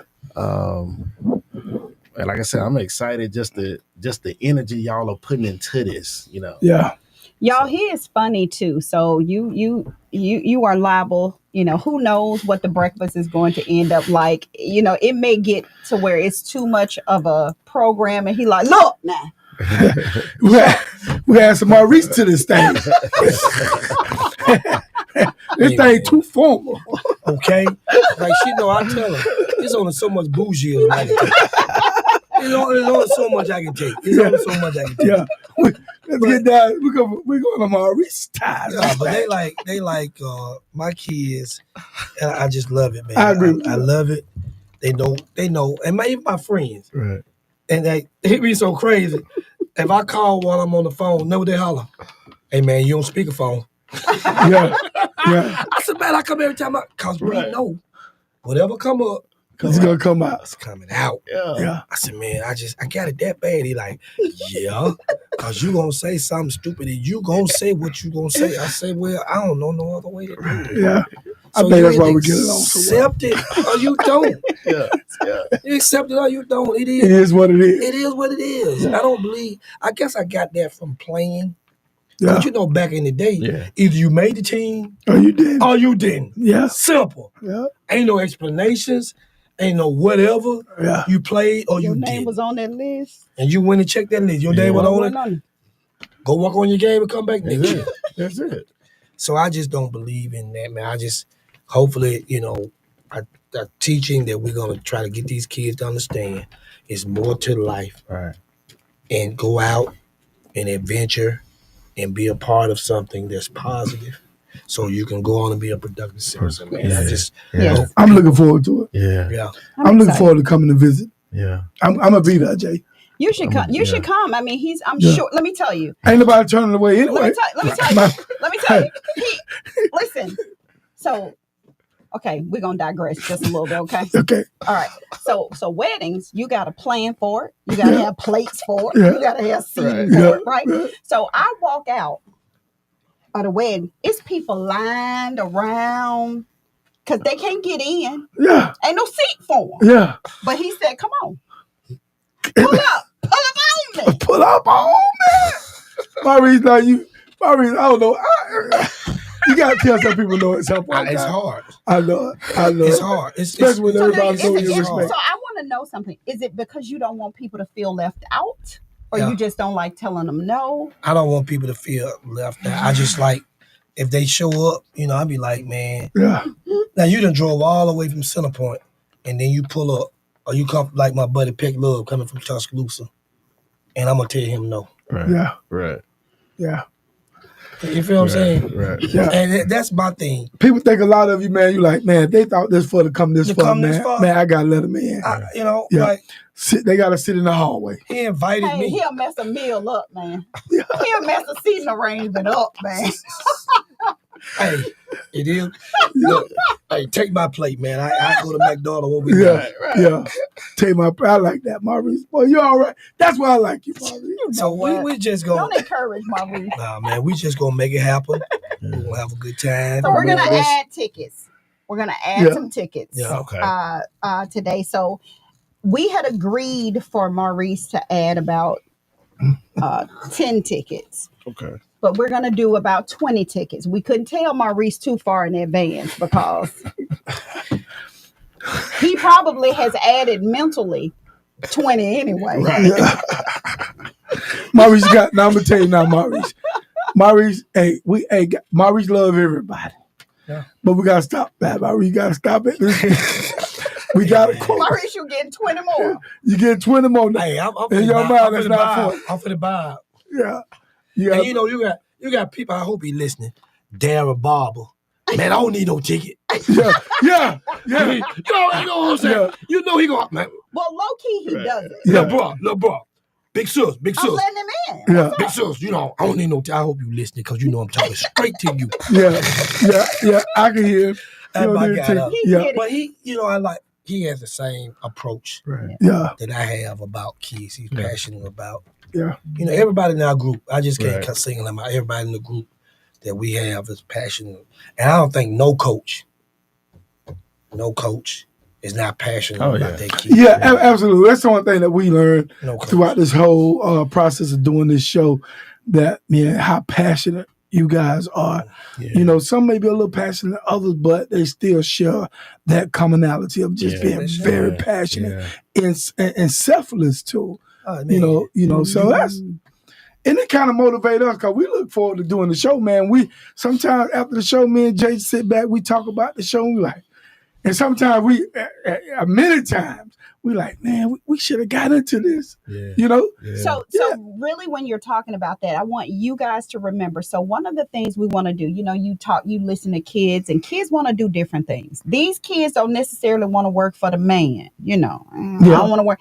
So what we want to be able to do is to show them, what is it like? What would it be like for them to start a podcast? What would it be like for them to do some of those things? So we're going to have them shadowing people to see what is the day in the life of an entrepreneur. What does that look like? Hey, both of us are entrepreneurs, man. You know, that's what I'm saying. We here to serve too. And that's one thing that we do.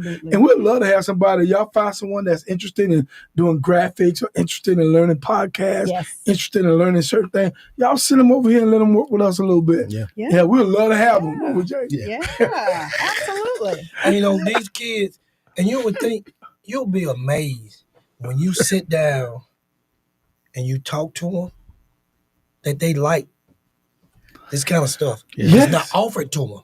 Wow. You could take kids, man, and I'll tell you, man, something happen, hey, fix that on my phone. How you do this here? They go right in there. Yeah. But they're not offered to them. It's just like at my school. You know how many? Oh, that was so proper. I went to St. Louis then. Okay. Shout out to my boy House. My school. But my school. How many kids I let cut hair in the locker room? Yeah. They cut hair in the locker room. I tell them, only thing they got to do is just make sure it's clean up. Clean up, okay. And if they don't clean up, I go find them. Yeah. Hey, get it up.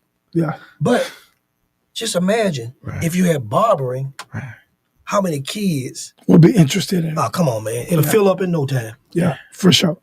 It'll fill up. Wow. But that's just the thing that we're trying to offer and let them understand. You know, it's always been my thing is we come to academics. They come in and they give those scholarships out to the 3.0 kids, the 4.0 kids. Yeah. Well, let's get them kids to go to barbering school. Yeah. Let's get them to go to auto tech. Yeah. Let's give them scholarships to do that. Yeah. So that's my thing is that everybody's not going to go to college. Yeah. Everybody ain't going to excel. Everybody ain't going to be a basketball player. Everybody ain't going to college play basketball. And everybody successful didn't go to college. Bingo. So it's just, hopefully we can show them another way to be out here in the norm and understand that it's another way of life. Right. And if you got a problem, reach out to somebody. Reach out. Yes, ask somebody before you go do something. Yeah. Ask somebody. Yeah. That's all we trying to do, man. Yeah. Just hopefully. Well, man, kudos to you two. I think it's a excellent undertaking and well needed. So anything we can do, y'all let us know. And we'll definitely be pushing it through ads this whole week, letting folks know, you know, that they can check in and Yeah. You know, maybe like 20 more tickets might pop up from someone. You know? I'm done. So you done? I'm done. I'm done. Well, it sounds like you should have been done. But anyway. There you go. There you go. There you go. But it's all good. Well, y'all got anything y'all want to say in closing? Yes. I just want to thank you guys for seeing the value in this. I know, this goes more towards sports, but I think it's all interrelated. So I appreciate you all seeing the value in this and saying, come on, we need to talk about this, because that is very important. Now, kids need to feel and be, seen and heard, and there need to be safe spaces for them. So I'm just excited about what you all are doing and how you can get the word out as well. So thank you for having us. You're welcome. Thank you. Thank you, Jay. Thank you. Appreciate y'all. Yeah, no doubt. No doubt. Well, I'd like to play one thing before we go, Jay. Uh-oh. You better do something. We went through a lot of adversity. This whole year. Had one coach at the beginning of the season say, crown them, they already champs. Check. And one coach, I hope he did it right. Look at Joe. Look at Joe. Look at in the back. All year. Had some parents on, we ain't gonna call no name on South Town. Hated on all year. Hold on. Huh? You know how they say, like, not the waist, like. That's my boy. Even the folks in Birmingham, they talking about value this, value that. Folks in Birmingham hated on us. When we went to play Ramsey, I talked to the barbershop talking about Ramsey. So now, then they talk about Valley. Now everybody done jumped on the bandwagon. That's what I want y'all to do. Get that song, man. Oh,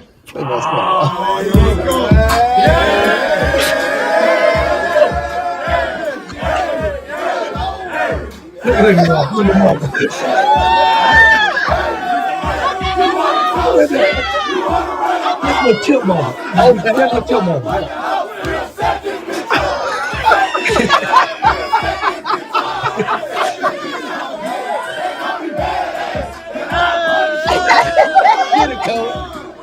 Get it, Coach. Y'all notice how he waited until the end of the year until he accomplished his goal, and then he starts. That's how you do it. Like, hey, I don't have nothing to say. We're gonna let this ball talk. And man, that's that team. You won't forget. I won't forget the first one with MJ, RJ, and them. Special. But that was a special. Cause man, if you knew the controversy. We knew. The controversy that those boys went through. That they went through. Right. Yeah. And it's like they gelled together, and they was like, it's nothing gonna stop us. Cause the year before we had lost to Rams. Right. The year before, right. We didn't make them free throws. Right. And the Rams ended up beating. Yeah, I remember that. Yeah. But the next year, Jeff came along, and MJ came along, and these guys came, and that's when Lane got on here and said, I hope them guys can help them.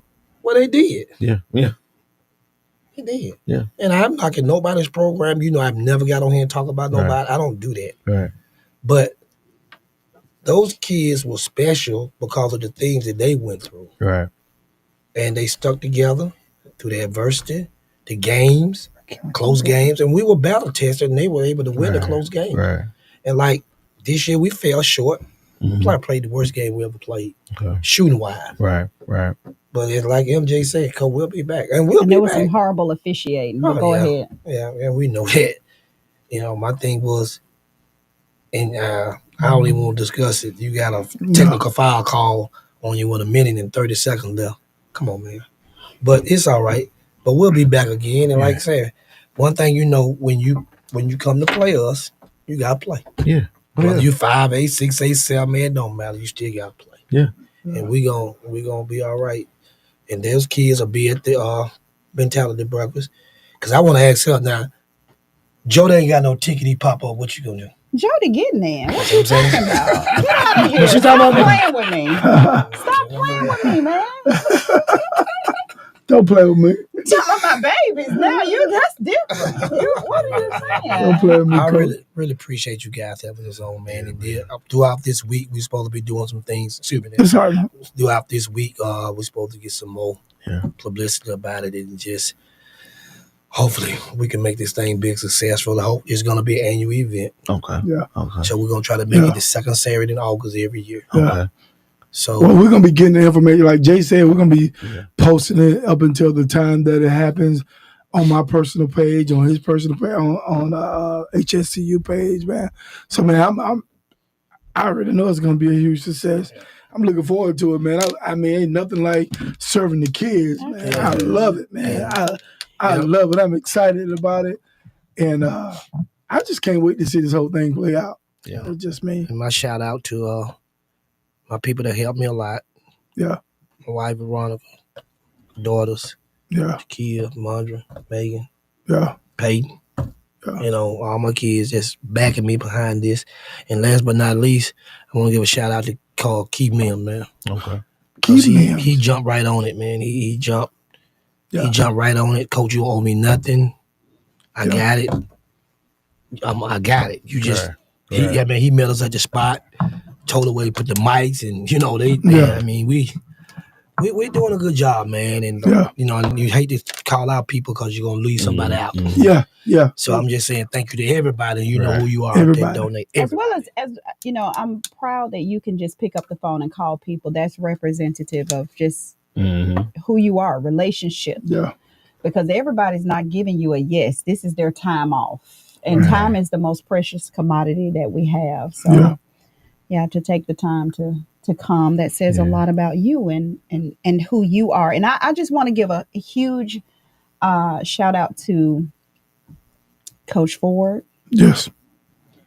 Coach Maurice Denard. Ford. Government name. Yeah, boy. They're looking for it. They got you. know that got me.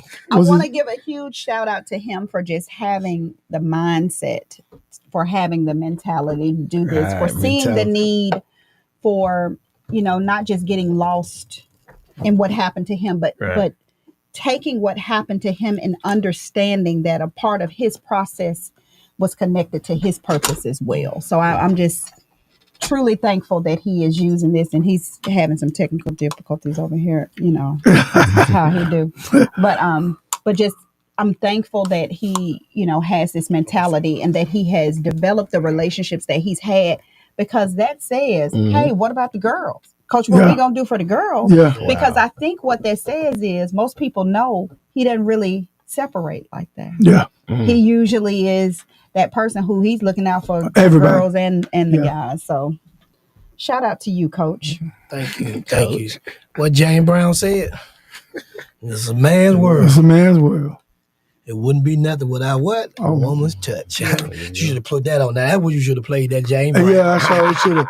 I didn't know what to do. I just it played. was just so much, you know. Yeah, it was so Man much. make the cars. Yeah. Yeah, I ain't gonna go there. That's don't do it. 10 years, 10 years. Yeah, now you know you. But I thank y'all for inviting us, man. Thank y'all. Oh man, no, we appreciate y'all. So we'll see man. you Saturday. Yes, sir. Saturday, y'all coming. How many tickets? How many tickets y'all? Is it gonna be? No, I'm it'll be just us two. saying. How many more tickets? We said 20. I think 20 should close out. Really, I Close do. it out. Yeah, I think 20. Then Maurice. We sent some extra for. Because they're going to put out some extra seating, and they know that it's going to be some extra people. Fairfield Civic Center. Okay, Fairfield Civic Center. Yeah, okay. Yeah. That's why I had my wedding reception. Really? Yeah, sure did. I remember that like yesterday. Yes, sir. Yeah. And who was the caterer? You know, you been make me. So it's not going to be that guy anymore. Yeah. Is it that guy? Okay. Keep it anonymous. Yeah, one that of guy. his breakfasts. Yeah. He did a. He did my Martin Luther King. Martin Luther King thing. Okay. Listen, most of the time when I'm talking to Maurice, We all Maurice got is that. talking about people I don't know who he's talking about, but he swear like in his mind because he knows them. Yeah. Surely I do. Yeah. Yeah. Sir, I don't.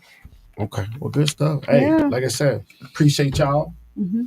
Mm-hmm. And hey, Mike, we'll get in there and get some eggs and some grits. Right? Yes, sir, man. I'm gonna give me some vittles. Yeah, the caterer. Yeah. I'm definitely. I love breakfast. That's my favorite food of the day. But if you can look at me, you can tell that I love to eat. Shout out to my caterer though. You know, he really did us a solid, man. You know, everybody want $2,500 and $3,000, man. He really did me a solid. Man, I think that's good. Hey, caterer, man, you doing a good deed. Amazing thing. And Officer off Mason. your pancakes fluff. No, just playing. Officer Mason. Okay. You know Officer Mason. Yeah. Mason. Yeah. Officer Mason, he really did a solid for me, man, and just really did a solid, you know. When you think about when I go back and think about the people that just really like, hey, send the check here, send the check there, send the check to the caterer, send the check to here, Smillerman and them, you know, Dan, Smillerman and Reggie and Tim and them, send the check here, send the check, you know, just send it over here, send it. Hey man, people text me, hey, I just got the donation. Right. I just got it. One of my sheriff friends, hey coach, I got you. Boom. Send it to them. Now before before we let y'all go, man, how could people donate, or if they wanted to donate, how could they make contact with you guys? Actually, they can reach out to Maurice. Maurice is the man to reach out to. Okay. Okay, well. Just reach out to Maurice. I just like this event, this is the thing, this event is already taken care of. So in the future. However, he'll still need donations in order to do the work. Because even though the breakfast is a yearly event, the work is throughout the year. Throughout the year. Yeah. And so he's very benevolent in the sense of he really doesn't want people to have to pay, to have to do any of those things. So the donations will come in handy when we have different events and activities for the kids. We're going to talk off air because I got a couple questions like that. All right, man. But if they wanted to contact you, Maurice, or Miss Veronica, I mean, how would that happen, though? You know, like they just call your cell phones. Even that, just go through Facebook. Okay. Inbox me on Facebook. All right, man. I inbox her on Facebook. Okay. So that would be what's your handlers? Maurice Ford. And, Veronica Wilkins Ford. Yeah. Okay. We'll put that out. Okay, we'll put that. Okay. Yeah. Well, any last words, anybody? Just appreciate y'all once again, and hey, much success on this, and much just respect for what y'all doing. Thank you. Okay. Hey guys, man, thank y'all for listening to HSCU Podcast. Y'all can catch us on Facebook at HSCU Podcast on Facebook. Go like and share and subscribe to that Facebook page. YouTube, where we got most of our guys at tonight, man. If y'all ain't liking that YouTube page, just like the page, please. What are you doing? What are you actually doing? What are you doing? Really? Like the YouTube page, subscribe to the YouTube channel. Also, we on Twitter. Go like us there. Same. The handle is the same across the board. Instagram. What are you doing? Like us on Instagram. Y'all don't want us to grow? What are you doing? What are you doing? Just support HSCU Podcast, man, as we support you and your kids. There you go. Hey, we out of here. Next time, love, peace, and hair grease. Man, we're finally here. 3 years in the making, we finally here. You know the major was like, man, we ran the city. You know what I mean? We ran the city. Right. I mean, I was proud of that. We weren't close to make the city. Nah. By the dean of high school basketball coaches. The dean. I ain't care nothing about Jack though. Told the young lady, I said, he definitely married up. You're 27, is that correct? So it hurt because I'm human. Yeah. Right? Rightfully so. But I'm gonna give you more to hate. Just stay tuned. You gonna get your first one tonight. Give me the rock. Right, we're gonna stop and get some chicken. Right. So we laugh about that. You ride with me, gonna get that chicken. Yeah. Did you ever heard that story that the scouts were coming? Came to see him. And saw Willie Mays. Yeah, come on Wednesday to catch me. Team they went to, we don't beat them 4 out of 5 times, so maybe they'll help them out. Thompson is overtaking who? There's no question that Thompson is taking over. They got the best blacks and they got the best whites.